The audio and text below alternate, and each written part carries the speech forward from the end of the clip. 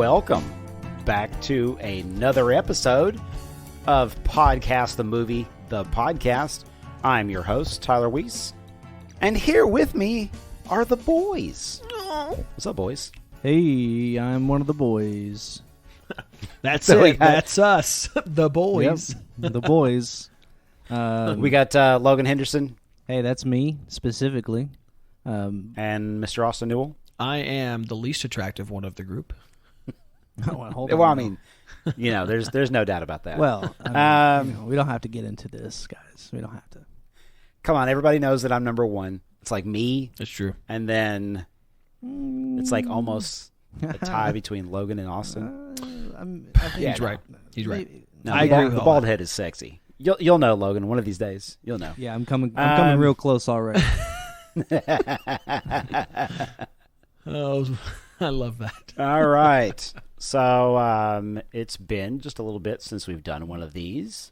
Correctamundo. Yeah. So does anybody have any movies that they want to talk about right off the bat? Well, I do. I also have one movie that I briefly, you guys know I watched, and it's really the only one I got, like movie-wise. Okay. I watched some stuff, like some rewatches, but my first viewing of Gray Man, the Gray Man. the Gray Boy, Gray Boys. starring Ryan Gosling, evil Captain America, and, Evil Captain America. and the fabulous. Not evil Billy Bob Thornton for some reason. Was that movie surprising. made before Billy Bob Thornton died? He's not dead. He's not yet. dead. What are you talking about? Who just died? Wasn't it not Billy Bob Thornton? Not Billy Bob Thornton. No. No, he's alive and well. Are you sure? No. 100%. No way. Quite sure. I'm looking it Yeah. up. Yeah. Hey, do you guys want to hear a real quick story about Billy Bob Thornton? Yes. Yeah. I mean, no. cool. It depends on how Logan feels. No, Logan was answering. Yeah. Yep. Yep. This is my Billy Bob Thornton story, and it's really not even mine. It's not my Billy Bob Thornton story. It's my dad's Billy Bob Thornton story. So when Billy Bob Thornton was starting to gain a little bit of fame, a little bit of notoriety, my dad is also like crazy huge movie fan. It's partially the reason why I'm a crazy huge movie fan. We see all the movies and talk about all the movies and yada yada yada. It's the one thing that me and my dad can actually really connect on is movies. But when Billy Bob Thornton was coming up and starting to get a little bit of fame, a little bit of notoriety, my dad was like, "Man, I know that guy," and I'm like, "Okay, Dad, all right." You know, my dad, he's a little bit of a fabricator. A liar. Not that he makes things with his hands. He exaggerates things. He does yeah. Thanks for the clarification. So, yes, absolutely. So, he tells some pretty far-fetched stories about some of the people that he's like met throughout his life, and some of it might be true and some of it might be false. I have no idea. And he's telling me the story about where he recognizes him from. It takes him a little while, but when he finally remembers where he recognizes him from, he's like, "Yeah, he used to be the drummer for a band that used to play with us on the road. He was drummer for a band out of Houston."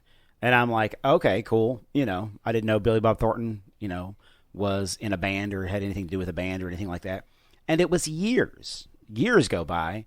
And then when Billy Bob Thornton kind of blows the fuck up, it was after Sling Blade, and it was even after like Armageddon and all that stuff. When he kind of just becomes like a household name, somewhere around like Monsters Ball-ish. Mm-hmm. And there comes out this interview with him, and like he talks about like his passion, and his passion is like he's playing music is his passion, and he talks about being in this band that was in Houston, Texas, and yada yada yada. And I'm like, holy shit, my dad has met Billy Bob Thornton and fucking toured with Billy Bob Thornton. So yeah, so that's my dad's Billy Bob Thornton story through telling my dad's Billy Bob Thornton story. So I heard he was kind of an asshole, but he kind of seems like he would be, though. He does. It seems like he would kind of be an asshole, or maybe like it seems like he's kind of like maybe like a perfectionist. Yeah, I could see that. Yeah, mastering a craft and doing all that stuff as well. So, But yeah, okay. So tell me a little bit about Gray Man. Go ahead. So let me give you a quick, just like a review of the story of this. Go. Tyler, I have seen it as well. I know you've so seen I'm it. gonna give you mine. Austin, I don't think you've seen it yet. Correct. I have not. So basically, guy in prison gets taken out of prison to join Secret Ops CIA. Secret Ops CIA decides they don't want those guys anymore, so he's on the run. Now, if you're thinking, wow, that sounds like Jason Bourne. That's crazy. That's because it is. Oh, no. It is Jason Bourne, except It is 100%. It's a Jason Bourne yeah. ripoff. It's he just it's exactly a Jason Bourne movie. I mean, it's a Taken. It's a Jason Bourne. It's a James Bond wannabe. Yeah. Like it's all those movies rolled into one. Yeah. And it's done by the Russo Brothers. It is. Is that correct? It is. And it's like, it's fine. It's just there's nothing new or interesting in this movie at all. It is a generic action film. There is one redeeming quality about it that I think, if I had to say anything, and it's that some of the shots, just cinematically speaking, were very, very cool. Like, they did play around with color and stuff a lot. There was a lot of, like, smoke and fireworks stuff going off, and like, it made for some really cool scenes. Like, I mean, one of the very... Cost $200 million to make. Yeah, I mean, and it looks like it, I would say. Well, it does up until like very specific points in it where like the car crash CGI just completely fucking falls apart. Yeah, the whole train against car sequence, the blowing up on the train and all that shit that was going on. That was not the best part. No, it wasn't the best part. And like literally, the CGI fucking falls apart in a bunch of different scenarios while the thing is going on. And I think that they lose their place. Maybe there's some edits where they edit some things out, and so like where he is on the train is different from scene to scene. Like there's a couple of different things that are in there. Did you like the movie? Did you hate the movie? I mean, I would say it's a worth watch once and then not again. Like that's my exact review. Yeah. Like it's worth the watch. I will never watch it again. I would say it's fun, if anything, just to see Ana de Armas. And oh my god, because she's in it. I almost... Austin's like, now hold on a second now. So now I'm interested. She was in Knives movie. Out, wasn't she? Oh yeah, she is the best part of so many movies. She is justifiably blowing up right now. Yeah, well, because she's doing the new Marilyn Monroe movie called Blonde, yeah, where she is. Like literally becomes Marilyn Monroe. Yeah, and watch the trailer for that. It looks stunning. I'm actually pulling her up right now. But yeah, dude, Knives Out, No Time to Die. And while we're talking about Knives Blade Out, Runner, she's the. Let me just hold say on, that before you bring up Knives Out, I just wanted a quick snippet that I saw on Twitter that I just wanted to throw at you guys, specifically Tyler. Michael Mann posted on Twitter, like literally today, and it was a screenshot of Heat, and all it said was, I think it was like Heat 2 coming soon, and that's all it said. Oh yeah, had a ton of likes on it. Like, dude, they're making the whole movie. They're making the Heat 2 movie right now. Like, that shit's happening. It's happening. I don't know how the fuck they're gonna do it, because it's like a prequel, sequel, and I'd rather idea. they just not. Personally, Getting Val Kilmer to do it. That's gonna be a hard watch. It's gonna be a hard watch. It is. So. Anyway, back to your Knives Out stuff. So you know how? Oh no! You know how Chris Evans is in Knives Out, right? Yes. Oh yeah, I forgot that it's Chris Evans and also her in Knives Out. Yeah, right. Yeah. So they're both in this, and they don't like each other in this either. But take Chris Evans' character in that, and then take his character in like the Fantastic Four, like the old one. Sure. And that's the villain in this movie. Yes. Like exactly. Look, I love him as a villain. I do too. He's such a smarmy asshole. Smarmy with his fucking mustache, dude. And the fucking mustache he has in this is something. And else. his give a shit on whether you live or die is like he is 100% sociopath. Yeah, I mean, doesn't hesitate at all to end a man. None at all. No. Killing anybody at any time for no reason. Yeah. Yeah. So So there is that. Now, here's why though I say you need to watch it. Not because, like, again, the movie on its own, if you didn't watch it, you wouldn't be missing much. But I believe that Netflix is starting a Netflix cinematic universe. Oh shit! In which, all right, why this do you show think that? and so have you? You guys have seen Extraction, right? No. Yes. Chris Hemsworth. Yes. It's basically this movie, but it's Chris Hemsworth, and he's in Australia. He's got to go. He's got to go rescue a kid. It's literally the same fucking movie. Is it? It's not in Australia, is it? Well, he's Australian in it. Let's put it. Yeah, he's Australian in it, but he is. I can't remember where it takes place, but yeah, it's a Middle East badass action film. That's a better version of this movie. I guess what I'm saying is, okay. I'm tired. I'm tired of, like quiet, cold killer saves little girl who's talkative, like this, fucking Kenobi, Extraction is that. Okay, Kenobi is by a completely different company. Doesn't matter. I'm not in the cinematic universe thing anymore. Now I'm back on the tropiness of this dumbass movie. I mean, how many movies have you seen where it's like, oh no, it's a little kid and he's funny, and then this guy's a cold-blooded murderer, but they love each other. It's weird. Like there's a part in this movie where... Are you saying that's a completely played out trope? Yes. Is that what you're saying? I think that's what it sounds like, yeah. That's what I'm saying. I agree. Now, back to my universe theory. I think that Chris Hemsworth character in that movie and Blade Runner's character in this movie are going to meet, and they're going to go on a mission together at some point. Okay.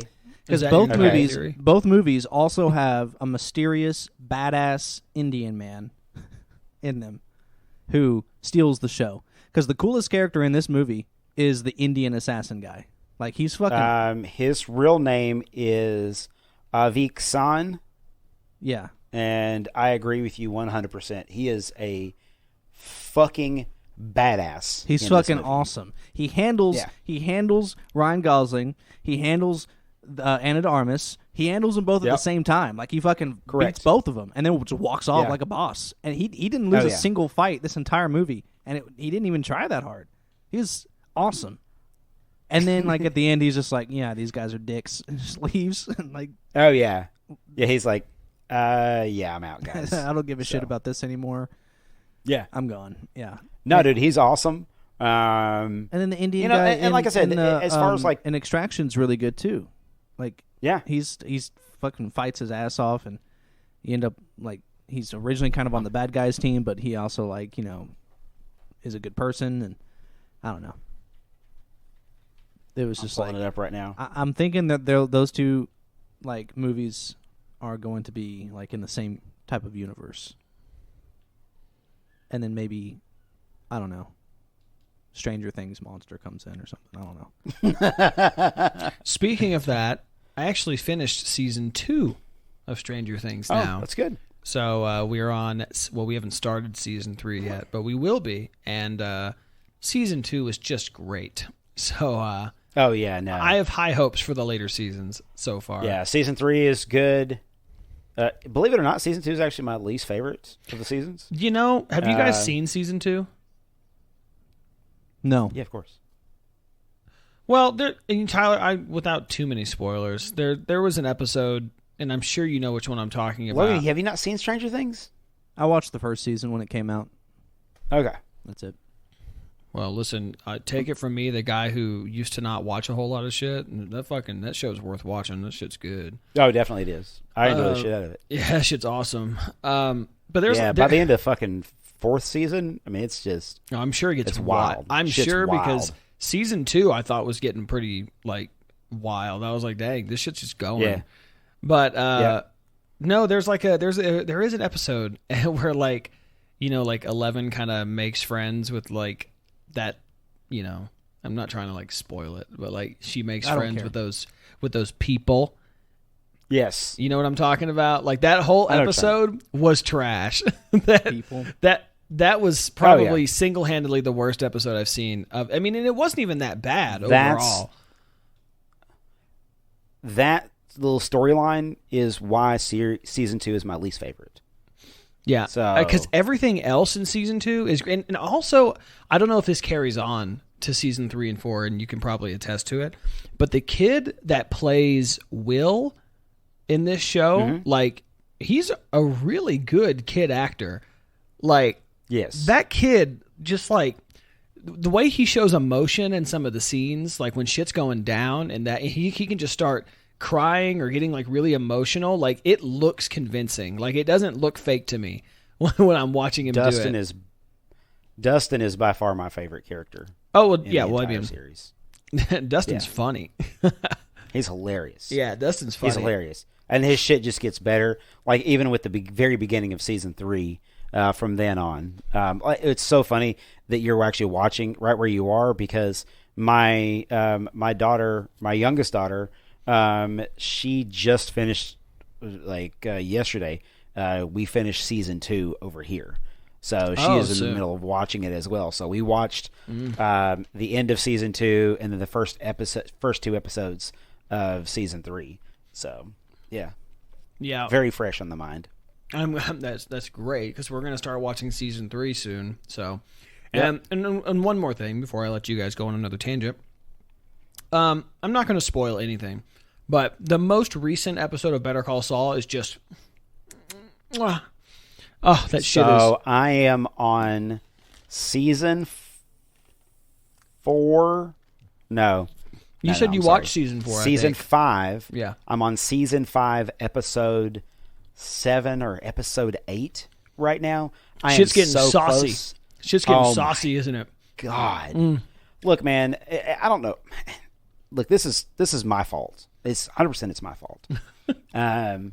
Because as much as I talked about Breaking Bad and then the act of watching Breaking Bad while Breaking Bad was actually happening, and you were like, oh, dude, yeah, watch the same thing with Better Call Saul.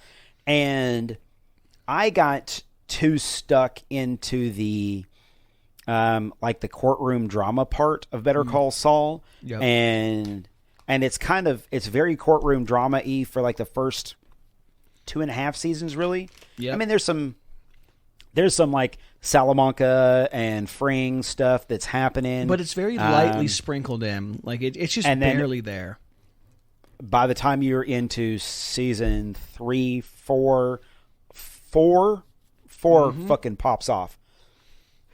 5. Oh, man. Like, some of my favorite things happened in season 4. Season 5 has made me sad multiple times. And the transition from season 4 to season 5, the way season 4 ends, and like, it's not like tragic in the grand scheme of things. Like, nobody dies. Can you tell me how season 4 ends? I don't remember. No, hold on. Oh, go ahead. Hold on. Now, it's interesting. It's interesting that you guys are talking about Saul. I just want to say that I restarted Better Call Saul the past couple days. Cool. So I've only watched the first.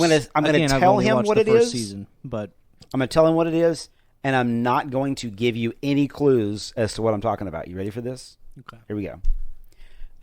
It ends in the court scene where they are oh man, let me see if I can actually do this without bringing up any names or it's the court scene. It's very emotional. I think I know what scene you're talking about. And then because I think if I remember without spoiling anything, I think I remember being like glued to the screen like season 4. My God. Like, if I remember what I think you're telling me. And then he walks away from it, and I am an emotionally torn down wreck. And then he has a conversation with Kim, and I'm like, oh, fuck. Like, the whole it's so good. It's just so good. And it's weird. It's a great show. And I get the apprehension going into it because, Breaking Bad was so groundbreaking for what it was. And like, you know, Yeah. like, oh, we're going to make a prequel to it. Well, is it going to be as good? Yeah. Like, I was unsure too. Well, and not only that, and this is the thing that the thing that I hate about prequels is this. And it's the thing that I hated about Kenobi and that I hated about shit. I mean, every fucking prequel that we've ever gotten is I already know what the end result is. I already know that it's that whole zero stakes thing. I mean, where, the question becomes is can you make a prequel with good enough characters for me to care about it? Because like, you know, some of the characters go ahead. That's groundbreaking, but also at the same time doesn't break the story of that it's going to set up, which you've already seen. Like it's giving you this character development and everything else that's going on, and they're trying to not ruin the thing that you've already seen, or not like, you know, because are we going to say something? Are we going to introduce a character? Is it going to do this? Obviously, they can't kill certain characters. And the reason that they can't kill certain characters is because they are in this show that you care so deeply about, that made you want to watch the prequel to begin with.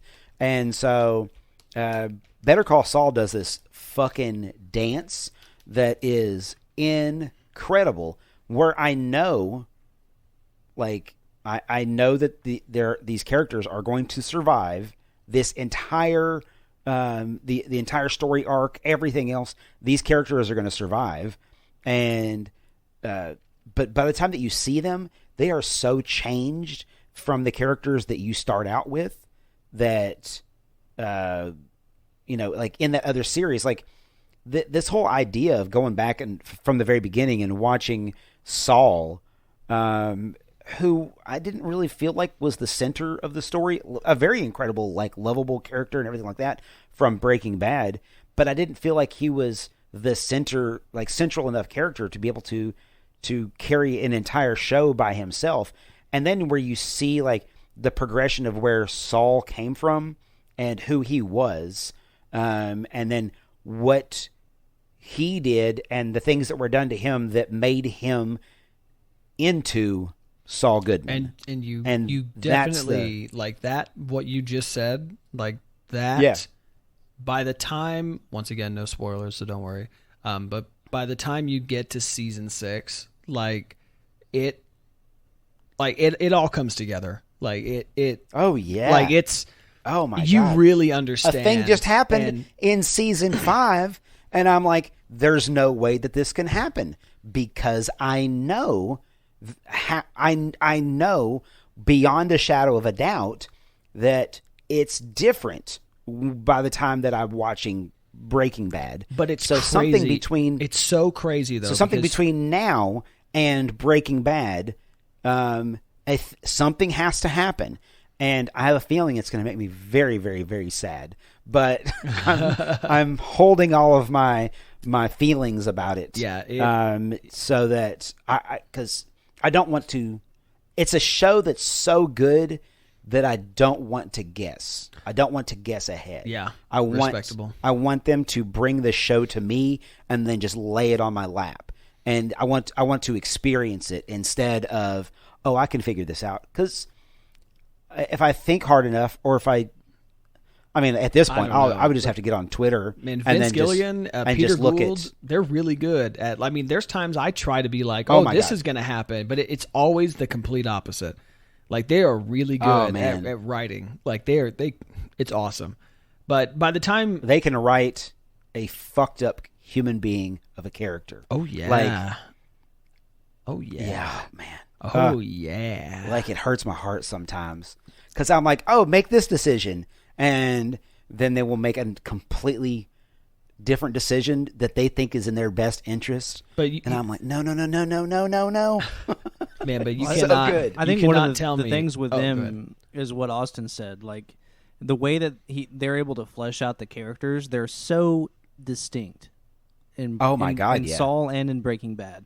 Like when you go back and you watch, I mean, other shows, sure, but especially movies where you just don't have as much time for character development. I mean, if you really stop to think, does it make sense for this character to do this right now?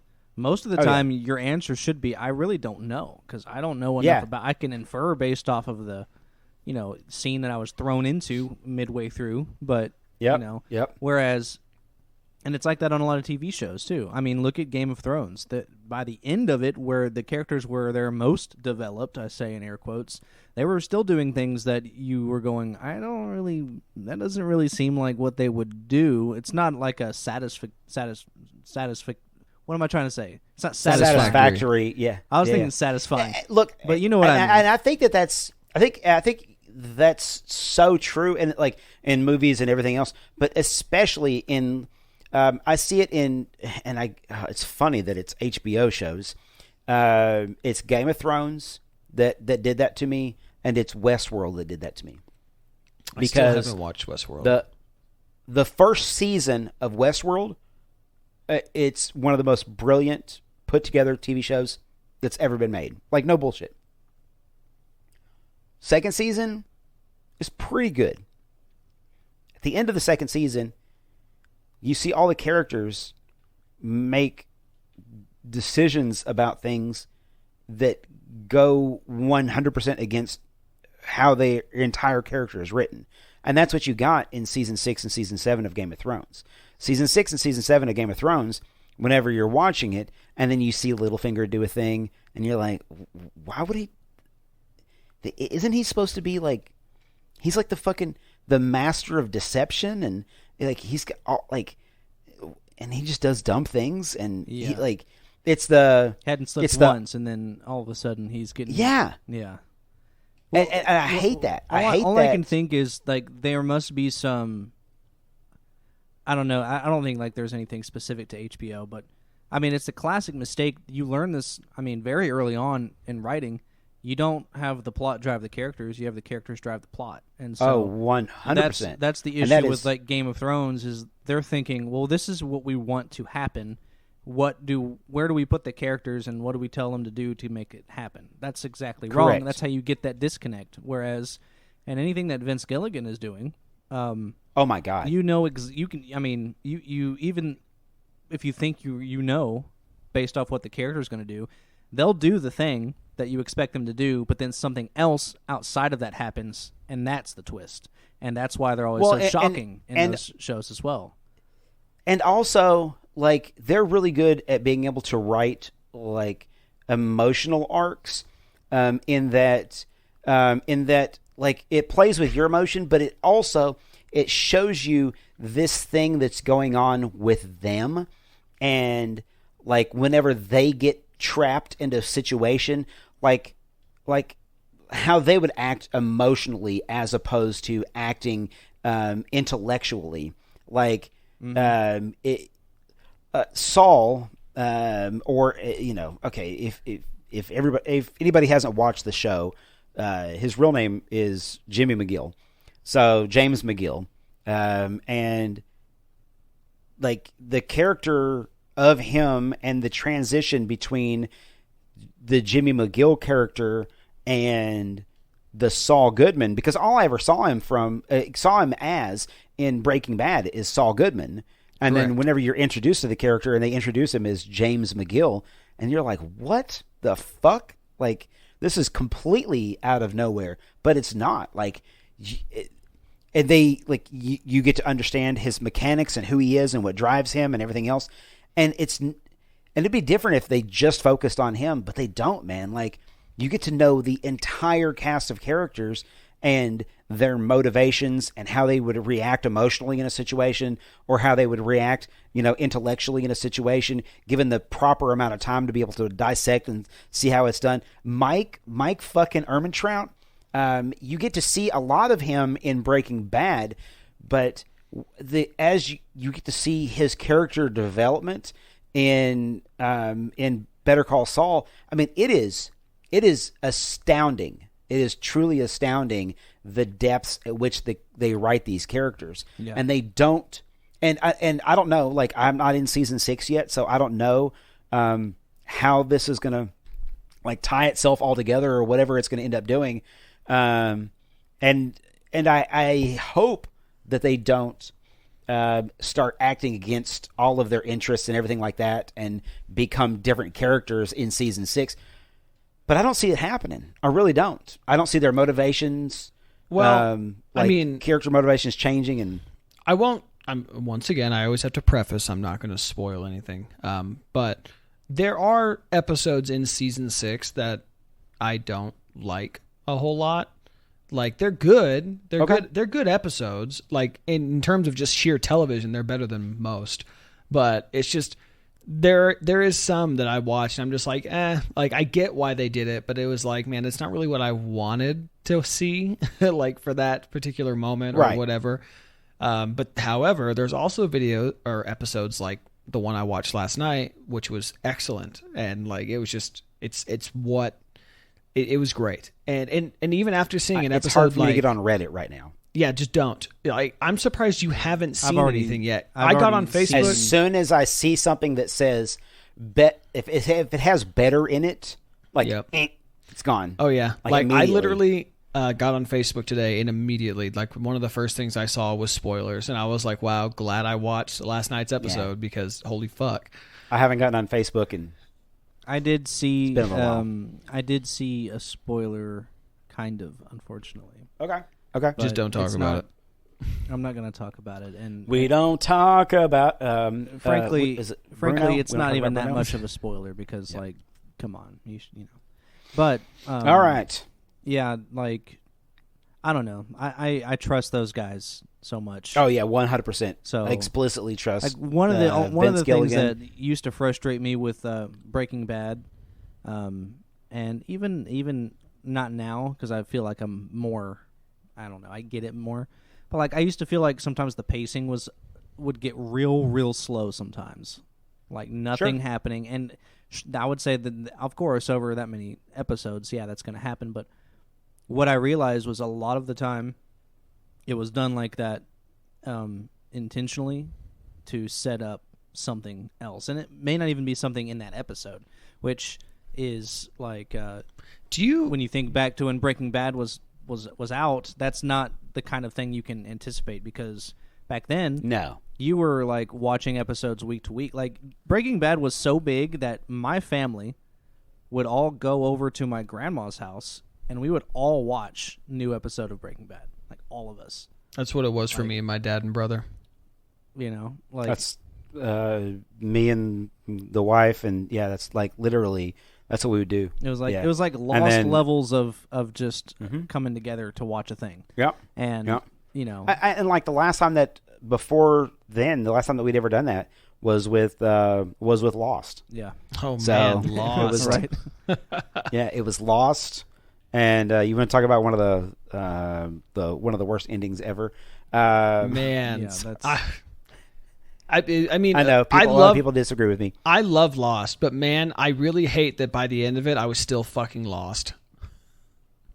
I hated the ending of it. Like, anyway, I've done research. Sucks. Like, I kind of understand where they were going with it. We were in heaven the whole time. It's so dumb. Like, shut your fucking mouth. It really just shut the fuck up. Really sucked. Like, big time. I hated the ending of it. Big time sucked. Sorry, Lost, but big time so sucked. bad. Yeah, no shit. What a horrendous and then, like, fucking disastrous Breaking piece of shit. Bad. Like, imagine making an entire show that's. I mean, it's a perfect show. Breaking Bad is a perfect show, and then you fucking nail the ending too. On top of it, come on, nailed, fucking awesome ending. Yep, awesome whole last season. Oh, the entire last season was fucking amazing. Yeah.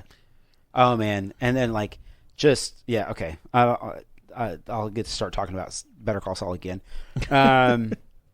So I kind of wanted to steer the conversation in a different direction. All right.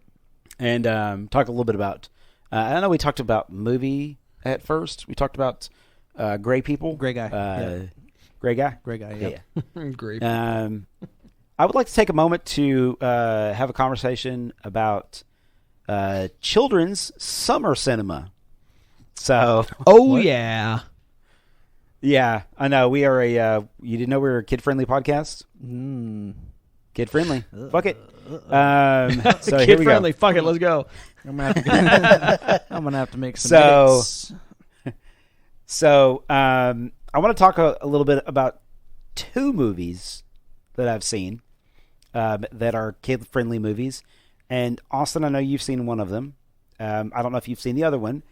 The first movie that I want to talk about is actually the one that I've seen that I don't know if you guys have seen yet, which is the full title Ratatouille to the movie 2. is Minions: The Rise of Gru. Fuck no. So, unfortunately, I have not seen that masterpiece. okay. It's actually not bad. It's actually not bad. I don't care. I'm not. If it's not the Emoji Movie, then okay. Then it ain't okay. a movie. Calm the fuck down with your Emoji Movie. All right. That's the No, only for animated real. movie I mean, wanna watch. the new Minions movie. Okay, so even if you have no concept of who Gru is or what any of the Minions movies are, it's good. But how many are there now? I have no idea. 75, I think, and a TV show and Rides and there's a bunch of them. Yeah, merch. Yeah. Wow. I what a literally have brilliant, no idea. brilliant I think idea. it's probably 3 movies. Whoever It's came probably up just with 3 the movies. Minions and the original, what I Am Gru, what is it called? Despicable Me. Despicable Me. Despicable Me. What's it I Am called? Gru. I Am Gru. That's funny. Yeah, well, Oh, whoever shit. came up with that is a very rich person. Oh yeah, no, I agree, 800%. Yeah, so I mean, not to give anything away on it because I know that you guys are just chomping at the bit to be able to go watch. You could literally the spoil new that Gru whole movie. So I would not give a single shit. no I might- spoilers here. I might leave the podcast right now and go watch it. Okay, well, just calm down, just real quick. Look, it's neat. It's neat. You get to see like Gru as I think he's like a 12-and-a-half-year-old. I think is what he is in this. You get to see all the minions. They're all exactly the same. I hate that I know some of their names now. Like, They have It's names? just- Pineapple. Ha ha ha. yeah, no. There's Kevin is one of them. Shit. I was going through like the list of characters. Good job. I'm not looking it up. I'm not gonna fucking go IMDb. Goddamn the Gru Yeah, movies. you got Kevin. Um, That's good enough. Yeah, Kevin. Kevin is a name of a character other than Gru. It takes place in 1976. That That's the interests year I me. was born. So, Did it That really piqued my resonate interest. with you because of that? yeah, it really resonated with me. Of course it did. No. Look, I love it's not a terrible movie. Like I thought it was going to be a terrible movie. I really did. It turns out it's not a terrible movie. I'm sure the and- animation's crisp. I'm sure the voice acting Yep, is it's great. fantastic. It's I'm great. sure it's got nice little fun jokes and a lot Yep. of me man and me man whatever. Yes. is that Oh, what yeah, they do. it's- I'm sure it's Lots got all of that. that. Yeah. Yeah, a lot That of is that correct. going on. That's it. That's the I whole bet movie. let me guess. Was there an Among Us reference in this movie? I don't know. For a second, I was like, I dead don't ass? know. There might have been. I bet there was. There might have been. I bet there is. It would not shock It's me. if too there is. easy. It's Yeah. too easy, and it's Oh, yeah. there's too much money to be made. Yeah, but look, there's so many references to so many things that are in this that you would have to watch it like 5 or 6 times to be able to catch all the shit that's going on in this movie. That's what it's And let me become. tell you something. It's nothing but pop I culture am not references. going to invest the time into that. It's a good movie. I enjoyed watching it. Yep, that's where that ends. Are you That's saying it. that Austin and I should watch this? Yeah, I mean, look, if you've seen the other Despicable Me movies, then you'll really enjoy this. You'll enjoy it. It's seriously, it's a good watch. All right. Yeah, it It's a good is. watch. Good summer kids cinema. That's fun, man. It's way down on my list, way down. But I'll get to it. So let me take a moment to talk about the other one. Right. And I'm gonna take a long moment to talk about this other one. Another kid movie. Technically, yes. Yes, it's a kids movie. It's a kids movie called Lightyear. Now, I know what you're sitting there thinking to yourself: Buzz Lightyear.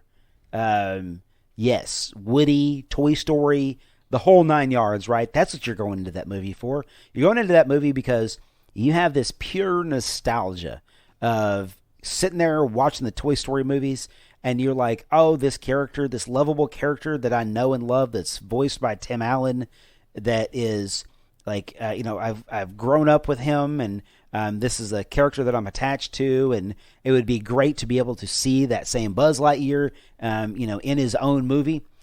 You're going to see the wrong fucking movie there, fella, because that is not what you're going to see. So the movie that you are going to see, however, is a very completely non-connected to any of the other Toy Story movies. And I don't know if it, because going to see it in the theater, there's a big block of text that you get before the movie that says, this movie is the movie that Andy saw, and it made his favorite. It turned Buzz Lightyear into his favorite character. And let me tell you something. Wait, hold. Let me tell you. If that's the movie that Andy saw, and that made Buzz Lightyear his very favorite character of all the characters in all the movies and everything else that had ever been made, and this is the movie, and he sees Buzz Lightyear, and he was like, oh, fuck, I got to get me a Buzz Lightyear doll. Okay. In this cinematic universe of Toy Story, there exists a line of dolls, of action figures, that was created based upon this movie that we get to see called Lightyear. And Tyler, I'm starting to get the vibe that you didn't like this movie. Oh, I loved the movie, but that's completely different. So I would say that this movie, it's not a kid's movie. Period. It's not a kid's movie. Correct. It has. If you bring, oh my God, and this is it.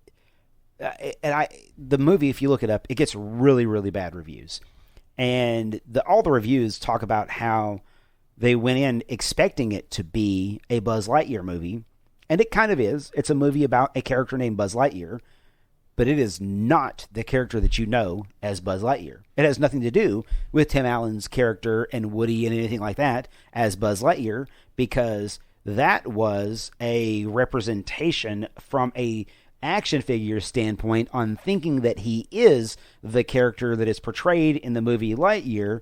Do you see how complex this gets? Do you see the complexities to this? It's too many layers. If you took your fucking 4-year-old or your 5-year-old or your 10-year-old, or I don't give a shit what age, if they're under 35 and they don't have a degree in quantum mechanics, they're not going to fucking understand this movie. There is a direct reference to the movie Interstellar that's in this movie that a fucking 5-year-old is going to have 0 point of reference on.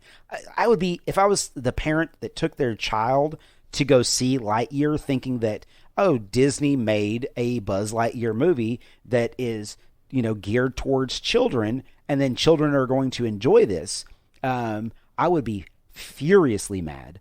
And I would demand to get my money back, because there's no fucking 5-year-old or 8-year-old that is going to sit there throughout this entire thing and then not look over and be like, but why is everybody getting older? Well, you see, what had happened was, whenever you get too close to a black hole, so there's this thing in quantum mechanics that tells us, like, dude, there's a dissertation that has to happen from a parent to a genius level child for them to be able to understand the concept that is actually happening, that is the main plot point in driving this.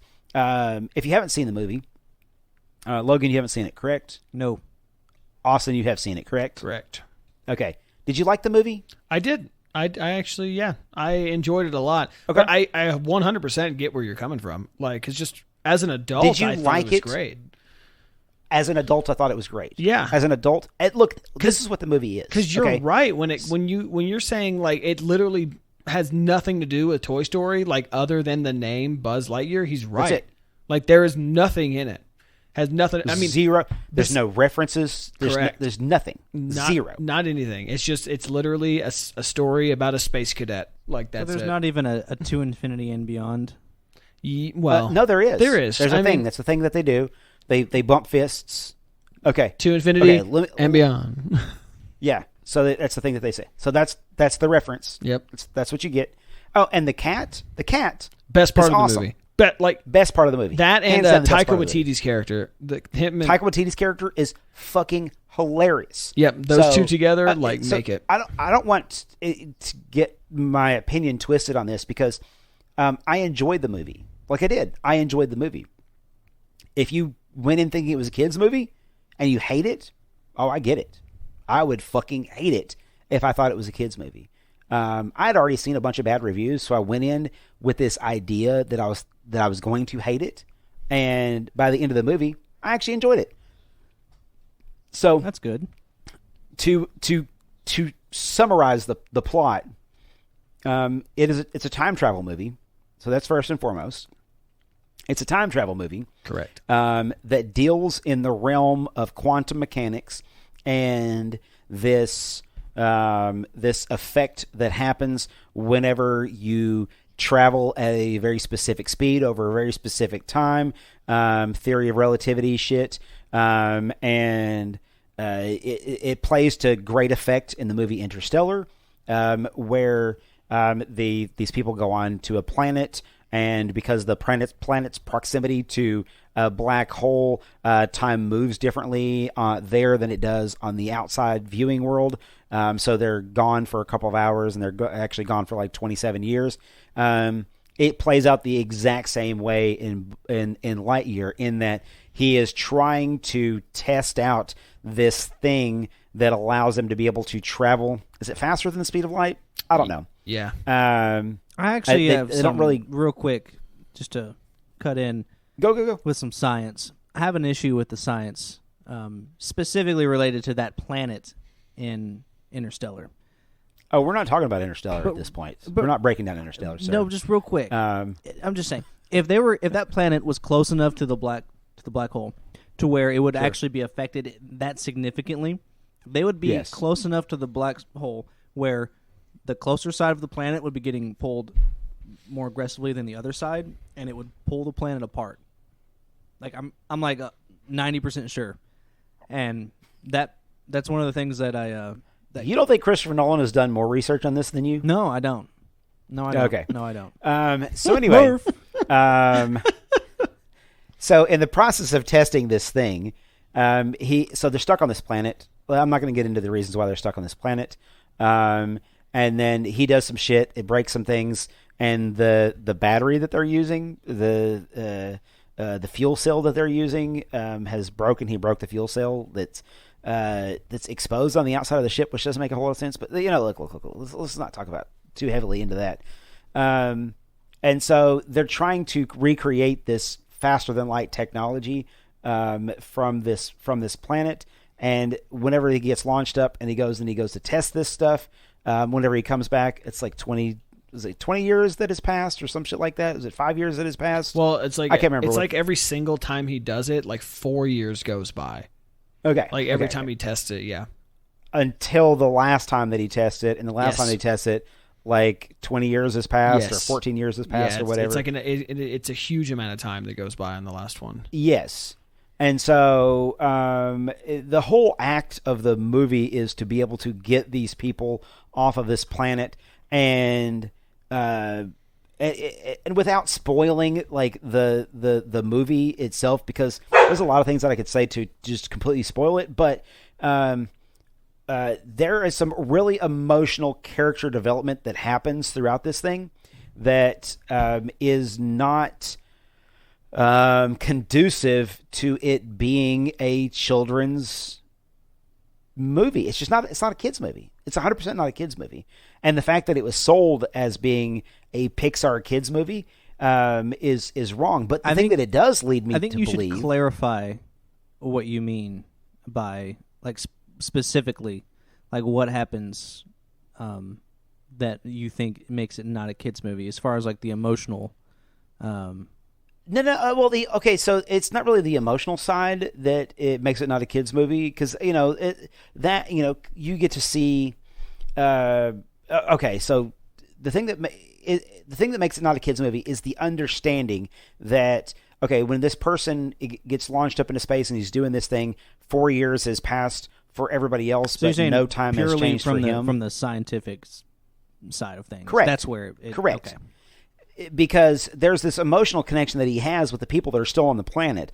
They're like, it's his crew, and those are his friends, and these are the space rangers, these are the people from Star Command that he has like emotional connections to. And every time that he does this, like he's making this sacrifice to basically leave the planet for 4 years and then come back, and it like 2 minutes or 10 minutes has gone by for him, but it's been 4 years for everybody else. And so all of this living that everybody else has been doing on this planet, he doesn't get to do during this period of time because he is too busy trying to get them off of the planet. And so what he's doing is he's trying to get he's trying to basically launch the ship off of this planet so they don't have to live here on this hostile planet. And every time that he does this, he sacrifices himself to be able to do this, or he sacrifices, I guess, his time so that he, like I said, for him, it's only been whatever it is, a couple days, couple of hours, couple of months, a couple of years, whatever it has been for him. And for the entire rest of his or his crew and his friends and everybody else that have been living on this planet, like 80 years goes by.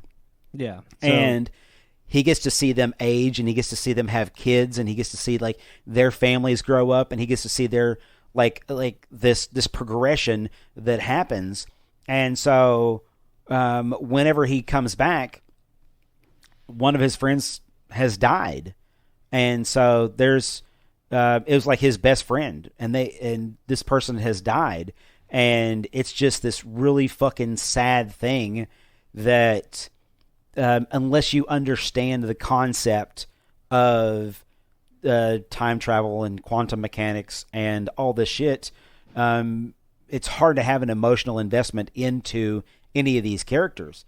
But like from a purely sci-fi film standpoint, I mean, it's a really good film. It's a really good film. Really good, like mind-bendy, time travel-y, space flick about, personal redemption and owning up for the mistakes that we made and doing whatever it is that it needs to be done in order to be able to course correct for the fuck-ups that we've made in life. And that's the entire movie arc in and of itself. And I like the message behind it, and I like the story that takes place behind it. But it is not a kids movie. It is not a kids movie. And Disney really, really fucked up in the advertisement of it and the promotion of it, because the way that they promoted it and the way that they advertised it and the way that they did everything around it, they did it like it was a kid's movie. And they set up the exact wrong expectations for parents that thought that they were going to be able to take their kids in to see a cute Pixar movie about Buzz Lightyear. It's a damn shame. The rare misstep by the mouse. Well, yeah, rare misstep by the mouse. Even a rarer misstep from the Pixar standpoint. I think it's probably their biggest miss, especially like off the, and I hate even like doing this comparison. I mean, the movie that came out right before the movie that Pixar did right before this movie was Encanto. So, and Encanto was just such a critically successful movie. I mean, financially successful and critically successful. Great songs, great characters and everything else. And it's something that kids really love, and it's something that parents really love. And everybody goes around singing, We Don't Talk About Bruno. And like, there's so much that's surrounding it that made it successful that,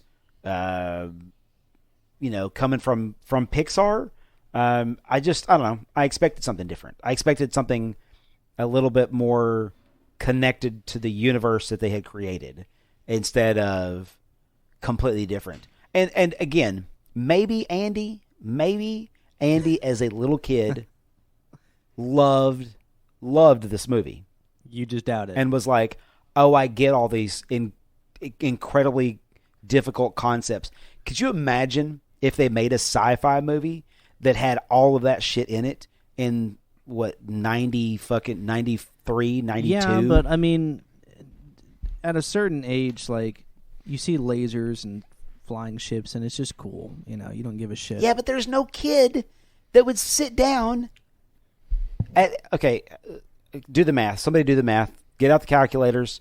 How old was Andy in the first Toy Story movie? Hold on. Well, the first movie came out in 95. He was probably like fucking 10. I don't know. Maybe even younger than that. I was thinking 8, 9, or 10. Had to be younger than that because he's got fucking. You think he's like 6? Yeah. Hold on. How old? He's 6. Was Andy?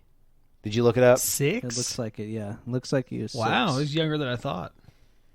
He was. Could you fucking imagine taking a 6-year-old to this movie, and that 6-year-old being, "Oh my god, that's the most incredible movie I've ever seen.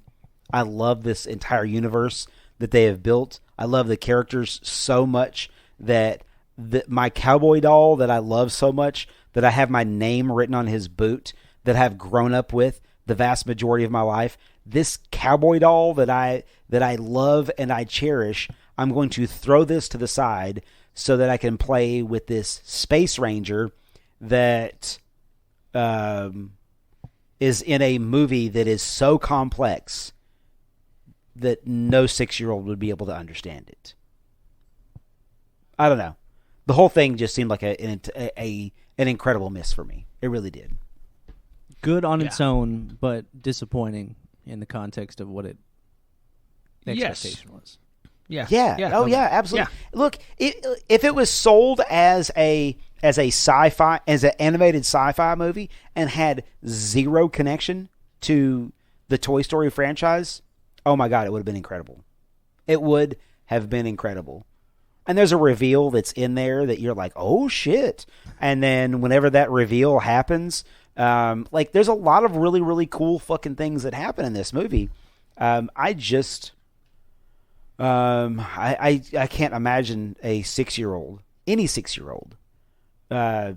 seeing Lightyear, that movie, because that's the movie that Andy is supposed to have seen. I can't imagine anybody watching that movie that just came out in 2022 and a 6-year-old going, "Oh my God, I have to buy this doll." Zero human beings would do that. I agree. Still great though. Oh yeah, no, I agree. I enjoyed the movie. And you know what? Chris Evans. So that's the whole tie-in. Well, that's the entire. So what I'm hearing is Chris tie-in. Evans plays an out-of-time military guy. Oh yeah. Huh. Where have we seen that before? Can't imagine why he got cast in that role. Yeah. Look, and he's great in it. He's great in it. The cat. What's the cat's name? Is this just the Chris Evans podcast today? Because we've done a lot of Chris Evans talk. Yeah, I think it's going to turn into the Chris Evans podcast. You know what? I would totally do a Chris Evans podcast. I would too.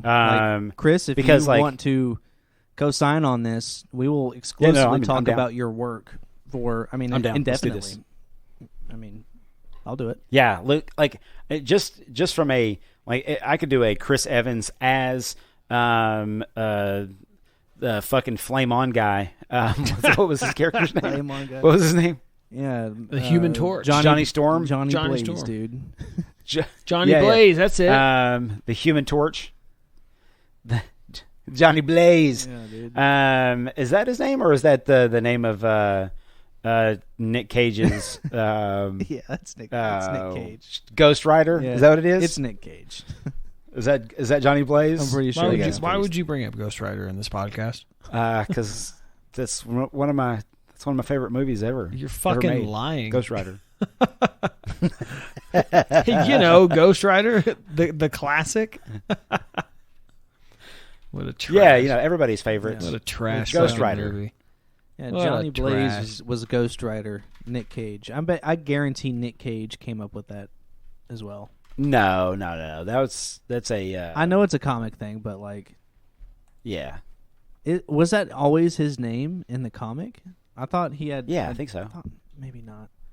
I'm almost certain. I'm pretty sure, but I think his name is also Johnny as well. Human Torch, Johnny Storm. Is that it? Johnny Storm. Johnny's. Is that it? John. Oh man, Jake did Paul. You know? Like, I'm looking up the fucking the characters for this Lightyear movie. I'm curious. Did you know Bill Hader's in it? Doesn't surprise me. I bet he plays some fucking robot or something. No, he is Featheringham. Oh, he is. Is that one of those guys? Yeah, he was the new recruit that was there. Yeah, and like he had to train him, but he was like, I don't train the rookies. And like, you remember that? Yeah, he was giving him a hard time. Featheringham, that's his name. Yeah. I remember that. Because I remember hearing his voice, and I was like, that's Bill Hader. Let's see. Socks was the name of the cat, obviously. Josh Brolin's dad, James Brolin, did the voice of Zurg. That can't be right. I didn't realize Josh Brolin was still alive. Yep, definitely still alive. Dear God. Yeah. Yeah, born in 1940. Good old James Brolin. Old Brolin. You guys know nothing of James Brolin. I was going to say, I don't know. I just know him as Old Brolin. Yeah, that's Josh Brolin's dad. The thing that I know him from is, what was that movie that was redone by,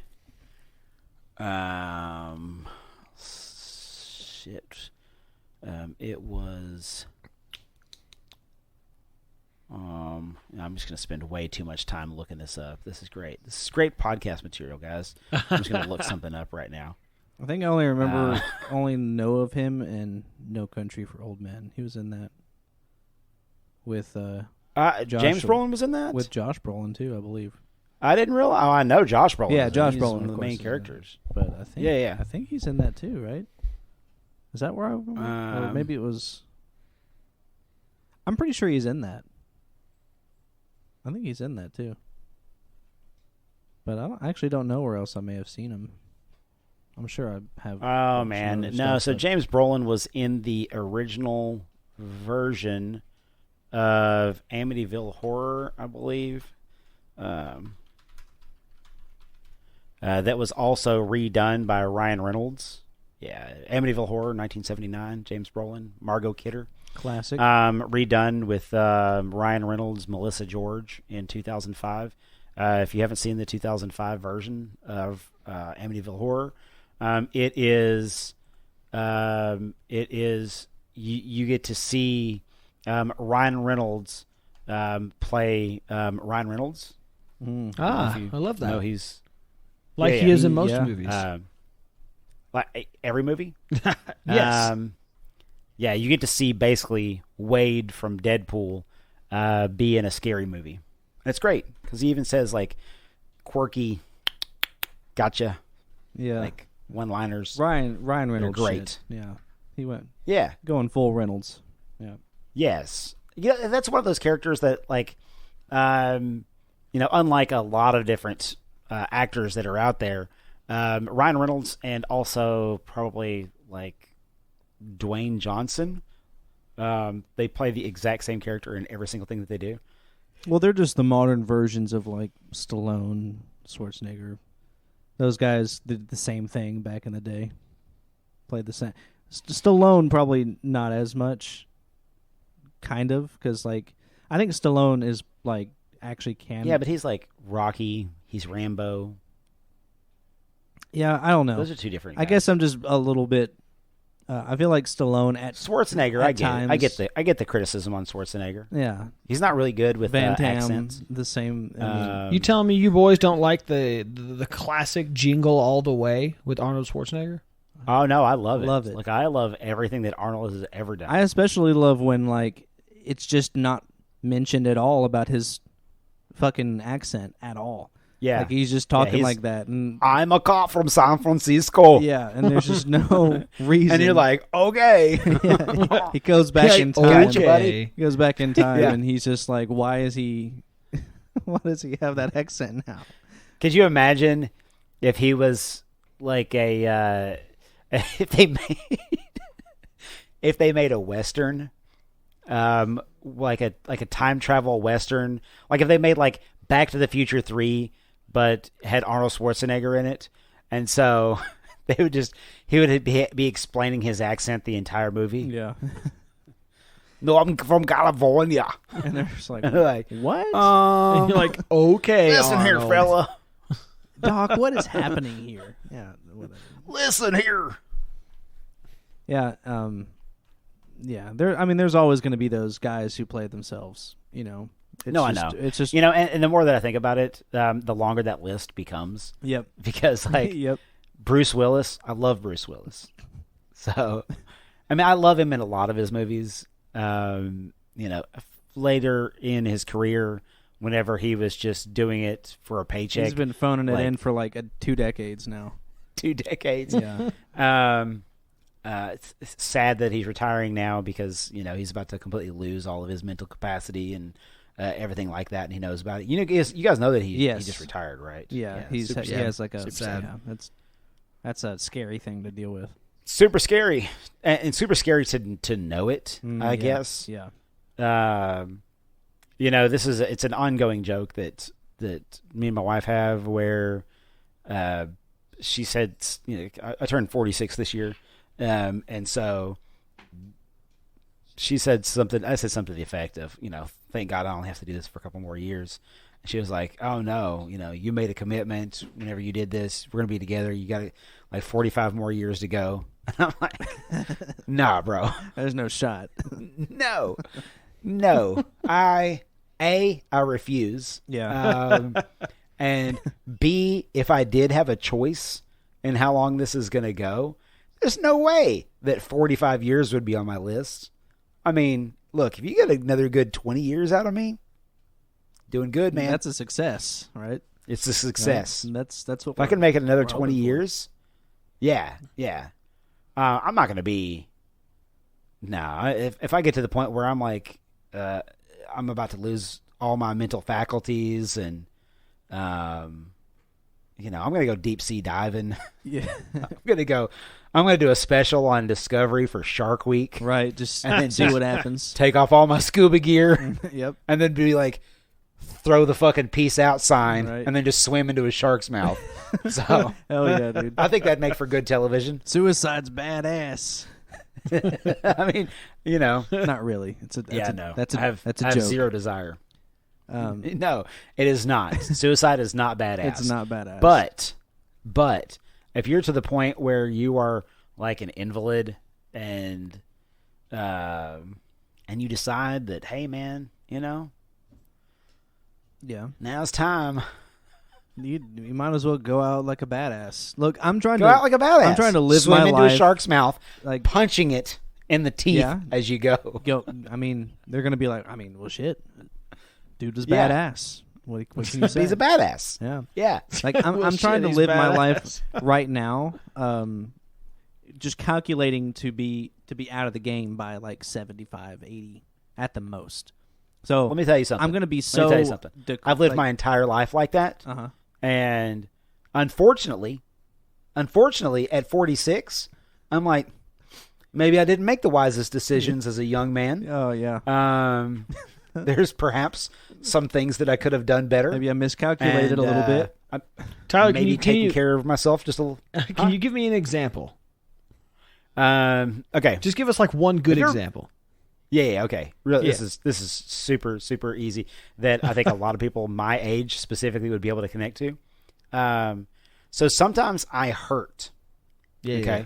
Sure. And you're going to ask, Where? Right. Where? Where? And I'm like, no, just generally. Like, generally, I hurt. From where? From why? From what reason? Couldn't tell you.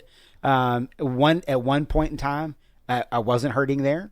And then 10 minutes later, I was hurting.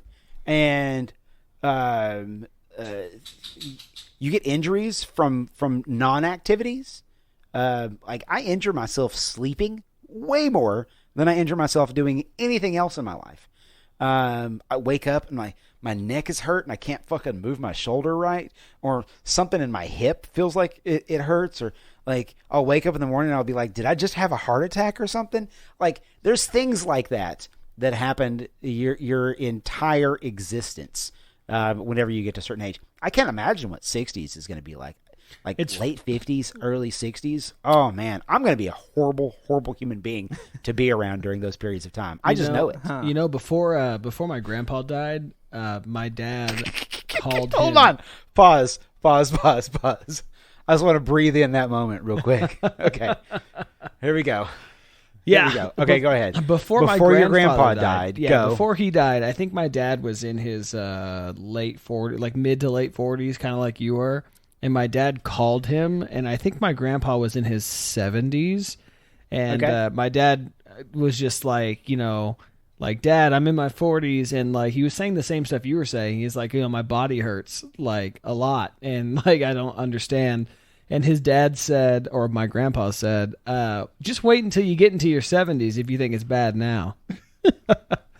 So, yeah, my dad told me that they had that conversation. That shit always stuck with me. Oh yeah, yeah. Look, I can, and if my genealogy is like any indication of like where I'm heading, oh man, like my folks are in bad shape right now, guys. My folks. So when I'm in my 70s, if you guys still love me, and I haven't like run everybody off, and just be like from my episode my 4,000 of cruelty the podcast. and my rage.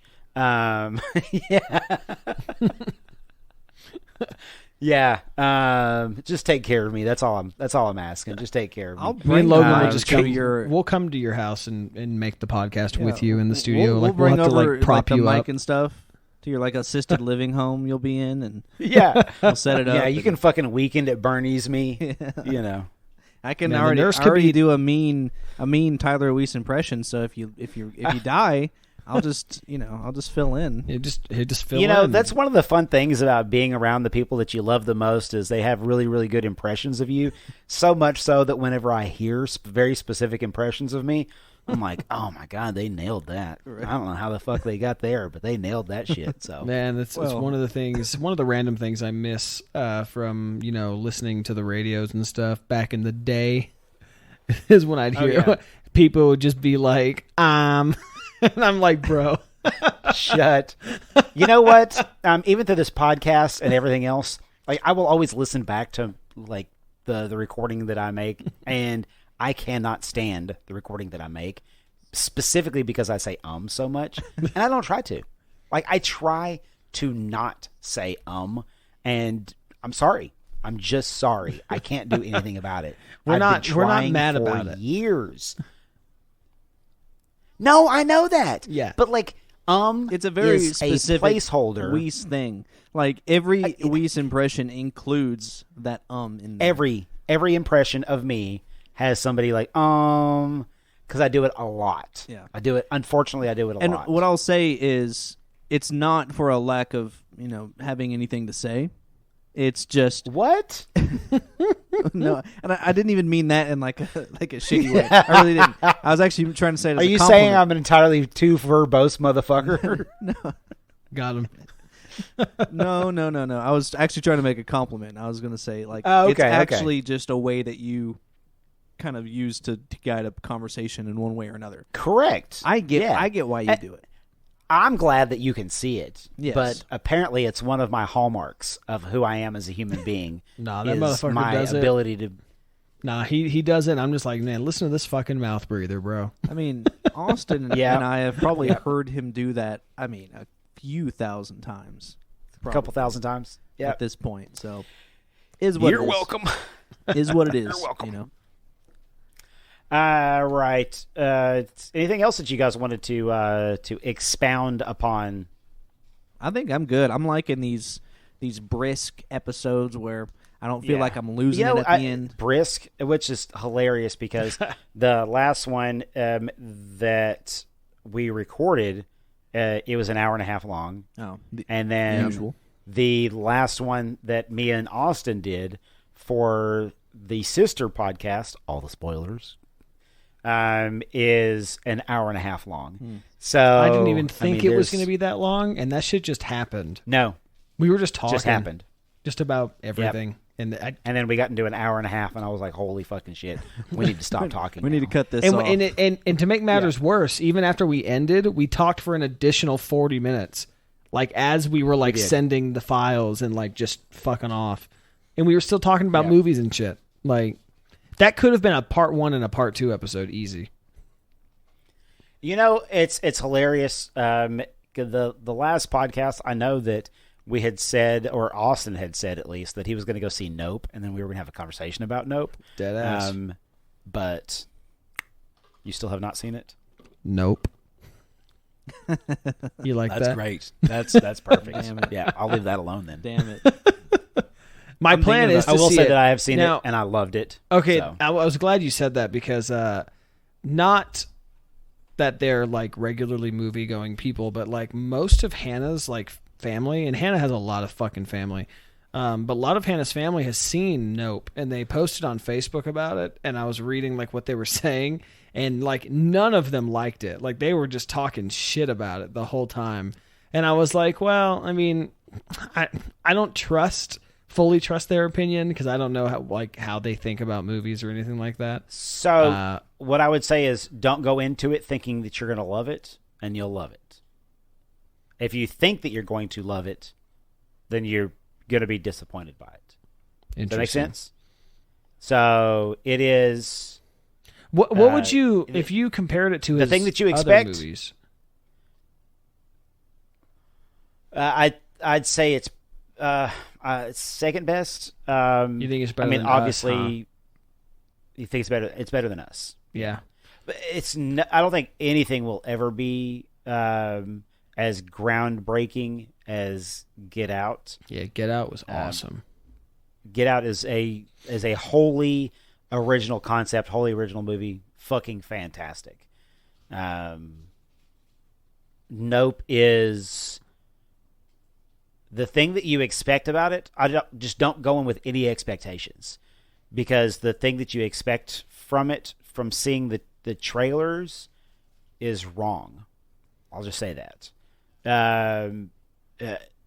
Even given the knowledge, if I had the knowledge that he put out in an interview, that Jordan Peele put out in an interview, even if I had that knowledge going into this, my concept of what I was about to see would be different than what the end result is. Really good movie. Really thought-provoking, very... it's one of those movies that you need to have a conversation about to really appreciate it. So, yeah. Good. But, that's like... right. That's in my wheelhouse. That's right in my wheelhouse. Yes. So, I like that. I like thought-provoking. I like different. And if you go in, don't think of it as... Because I know it's being sold as a horror movie. It's not a horror movie. There are parts of the movie... It seems a little bit more like thriller to me. There are parts of the movie that are... I mean, that's all have Jordan Peele movies. Very classic horror elements baked into them. But it's a horror movie in the same way that... There's a movie that I want to reference right now, but I can't say this reference without giving you an idea of what the movie is about. Don't think of it like you would think of the concept that we have right now of horror movies, because the idea of horror movies isn't to like jump out and scare you with the thing. The idea in my concept of a horror movie is to provide you with a scenario that if you found yourself in, it would scared the fucking shit out of you. That's what I mean as a horror movie. So that's why I enjoyed it. Interesting. Yep. I think everybody should see it though. Everybody should see it. I'm gonna watch We it. should definitely have a big long conversation about it. So. Yeah, I'm still All right. meaning to see it. I mean, I haven't actually been to the movie theater in like a couple of weeks, and it's something I've been wanting to go do. There's just not a whole lot playing right now. Yeah, I mean, there's you're right. There's that Crawdads movie. Nah. There is, and look, the trailer makes the movie look horrible because the trailer just spells out the entire movie, and you know how I am about really, really bad trailers. Precisely. And but I am going to see, and I know I've talked mad shit about this movie on this podcast specifically. I am going to go see Bullet Train tomorrow. So, is it getting good reviews? No. Oh, great. No. As a matter of fact, let me look it up. No. Here right now. It is.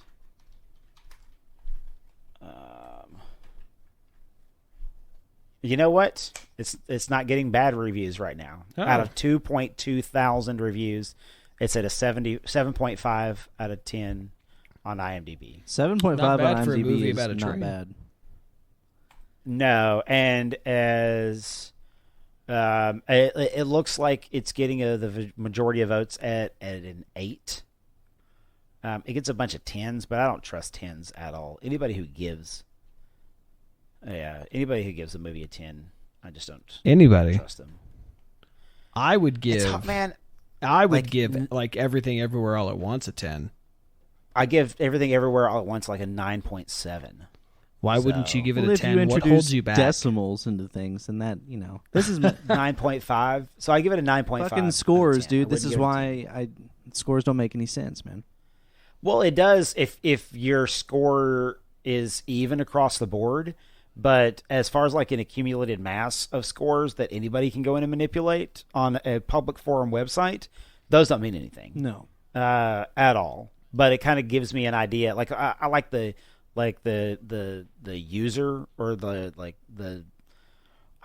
like some of the reviewers. Like I trust some specific reviewers, but I mean that's like me. I'm an opinionated about movies, and there's certain things that I like about movies, and there's certain things that I dislike about movies.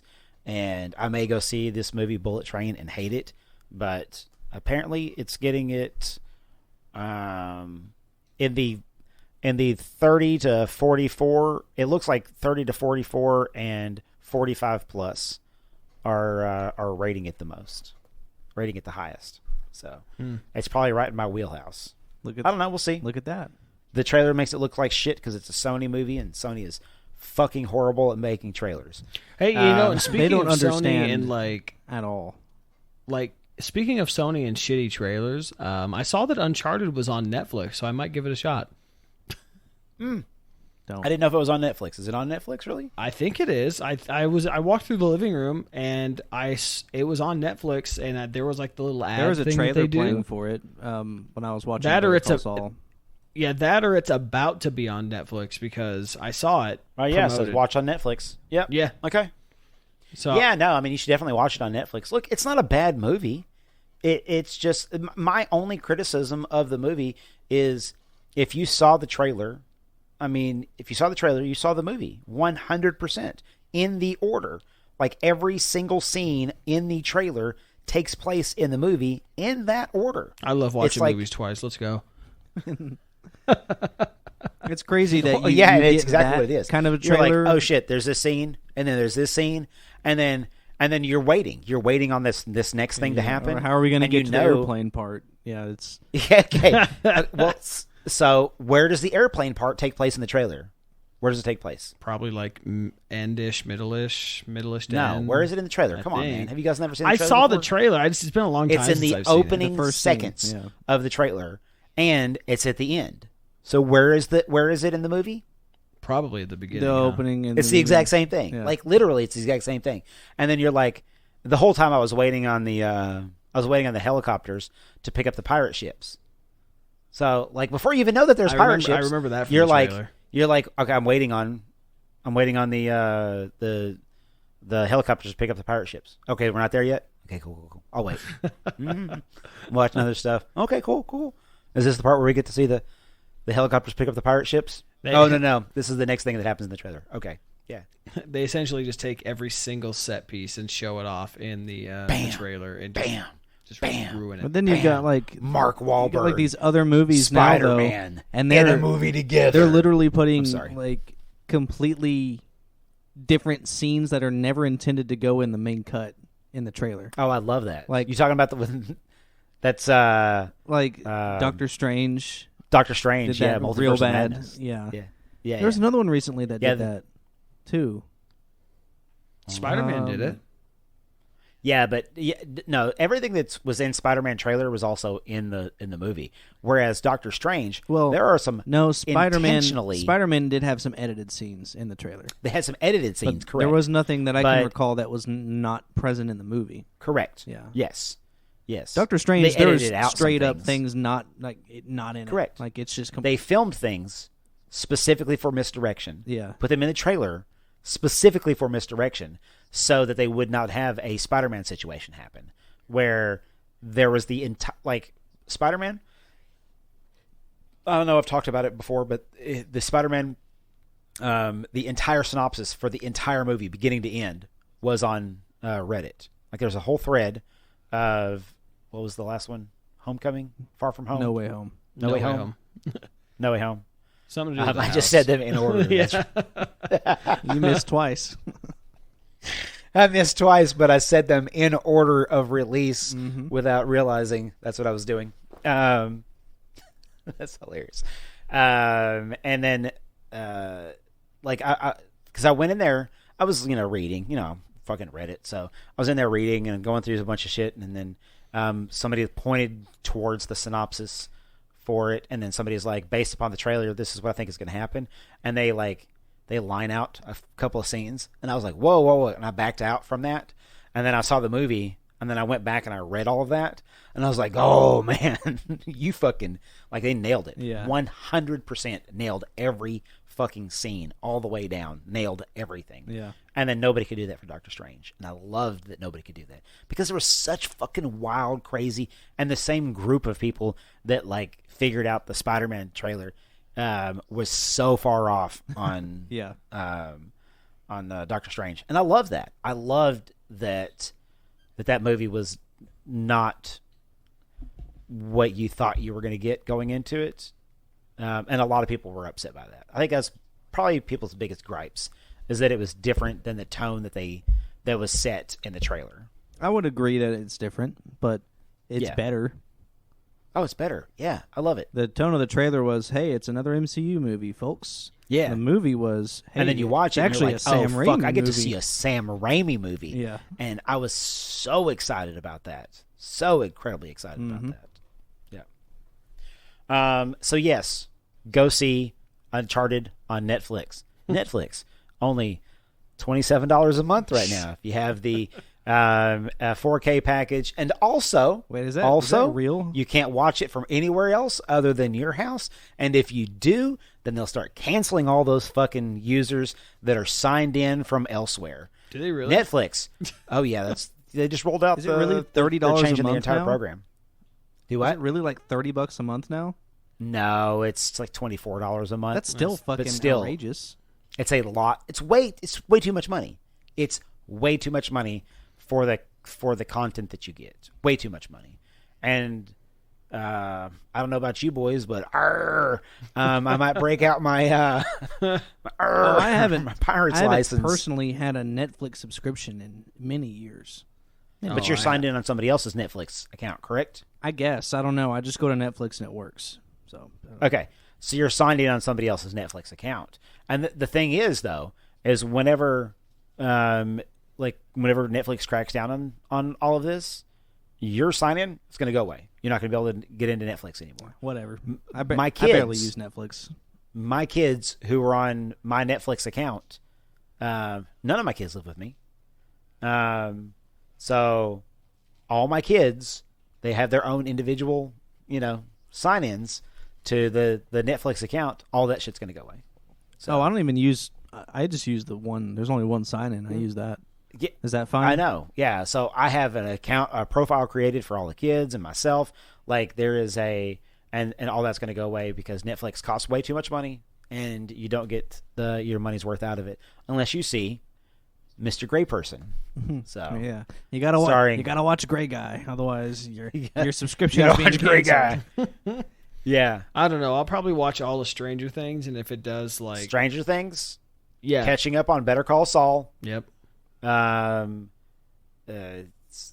mean, what else? Tiger King was fun. I mean, the thing with Netflix is like their whole plan, it completely backfires. The only reason I even watched Netflix at all the past couple days is just because I was like, you know what? I haven't looked at anything on Netflix in so long.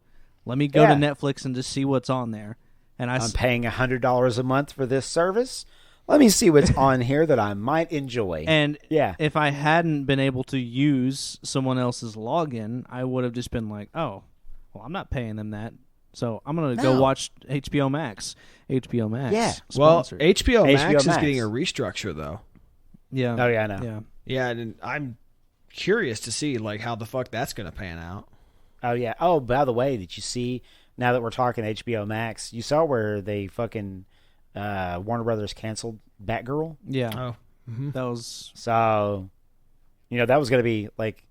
So, it's somewhere out there. There's a movie that exists that has Michael Keaton as Batman in an entire movie that has Batgirl in it, and it's done now. We don't get to see it. It's fucking... But we get goddamn Snyder cut, but we're not going to get to... Stupid. My whole problem with Warner Brothers, and I guess it's a problem that I've had with them for a long period of time, is... the only time that they make something that's good is whenever they don't own the source material. Yes. So if somebody else has that source material, then and they're just making a movie or making a series or making a thing about this, they can do it really, really well because they already have. It's like a guidebook. Go make this thing. Yeah. Go make this thing that the already recipe. exists. Yes. As soon as they have to be able to make something that everybody at Warner Brothers wants to put their dick in the movie soup or the TV soup, get a little of their taste and their little of their flavor in there. It fucks everything up. They have a tremendous habit of trying to manipulate the thing, which is what you got with Justice League, which is what you got with all the DC movies. This is why all of the DC universe is in shambles. I mean, it is like Batman. Batman is the fucking... I mean, it's the only franchise that they have right now that has any type of reputation for being, decent. We've seen some good Batman stuff as of late. We saw The Batman, great, loved it. Before that, we got Ben Affleck Batman. Yeah. It was all right. There's a lot of misstep in that. A lot of misstep in Justice League. And then before that, we got... Does Warner Brothers own... Christian Bale. They produced Joker, too, right? Yeah. So there's that, yeah. I know, but that's made by an artist that had an idea, and they just gave him some money, and then he went and made a thing. And then he brought it back, and they were like, oh, shit, this is a masterpiece. And it's the same thing like the perfect example, Suicide Squad, The Suicide Squad.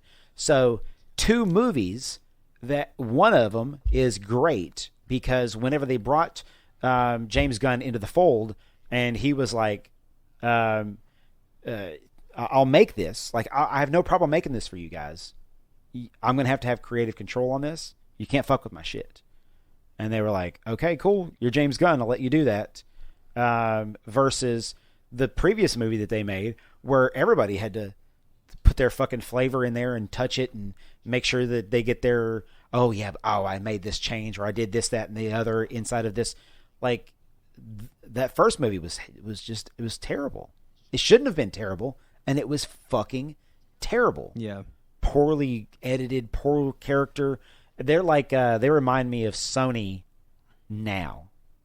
So that's what the first Suicide Squad feels like. It's like everything that Sony does now. Yeah, like just passionless, lifeless. Yes, it's weird that you pointed out the editing specifically in the first one, because it's so bad that people who don't even like really look at editing or how it affects a movie, don't even think about it, would point it out. Like 100%. Not that maybe not even necessarily directly. Like, you know, that was a weird cut, but like that didn't really make sense. Like that. No. You know, like I don't. No connecting threads. Yeah. No motivation. It was almost like you were watching scenes that were just you were watching back to back to back. Yeah. With no connection between them. It was, and you're like, how the fuck did we get from here to there? Like, that doesn't make any sense. And this is a movie that's exactly what that was. Millions and millions of dollars went into production. Millions of dollars. With very famous actors, very talented writers and directors. Yep. And if you ask yourself, well, how does that go wrong? Well, it's because the people who don't know what they're doing tried to get involved. Yep, and that's my biggest problem with a lot of the movies. I mean, look, and I think that's the biggest problem with a lot of this now is that movies that are made for a business, movies that are made solely for the purpose of being able to make money off of a thing, it's hard to have heart in those things. And whenever those things do have heart, or they do have, they have legs, and like it's got a meaning, and it makes an emotional connection, or it makes some type of connection with you. Whenever those things actually do happen, and you're like, oh shit, that movie is actually great, as opposed to something that doesn't get a whole lot of money, but it has some incredibly talented people that work really, really hard to be able to make a thing. And so the end result that you get out of that is, I mean, true greatness. There's true greatness. The thing that pops to right top of my head is the movie that won the Best Picture a couple of years back, Nomadland. I don't know if you guys ever saw that. Frances McDormand. It's like, oh, I know what you're talking about. Yeah, it's like a fucking shoestring budget and a cast of characters that only had like 5 actors, and the rest of it was just real people. Like, that's a movie that cost nothing to make and really means something to a lot of people. Mm-hmm. As opposed to you have, I mean, like the fact that Netflix spent $200 million making Grey Boys is a. I just love that you guys change the name every time you say it. That's fucking hilarious. I had to look it up because I really couldn't remember what the name of the movie was. And Logan had said like Gray People at one point in time, and I was like, oh, I have no idea what the fucking name of that movie is. I was like, I'm watching. So when I looked it up, I'm watching The Gray Guys or whatever this movie is. When I go to look it up, I look it up as Gray Men. I was like, The Gray Men. What's the name of the movie? It's called. Is it The Gray Man? It's Gray Man. I don't even know at this point. Really? I really don't have no idea what the fucking name of this movie is. I think it's The Gray Man is what it's officially called, but it could also be a spin-off of Goodfellas called Greyfellas. Okay. Who's to say at this point? All right, guys. All right, that's where we end this. All right. That's where we end this. On Greyfellas. All right, guys. You guys have anything else to say before we get out of here? Nah. Glad to be back once again. Turned into a lot longer podcast than what we had anticipated. Oh, yeah. It's one of our longest. So it goes. Great job, Tyler. All right. I will see you guys next time. Same place, maybe. I don't know. We'll see. We'll see you guys. Bye. Later.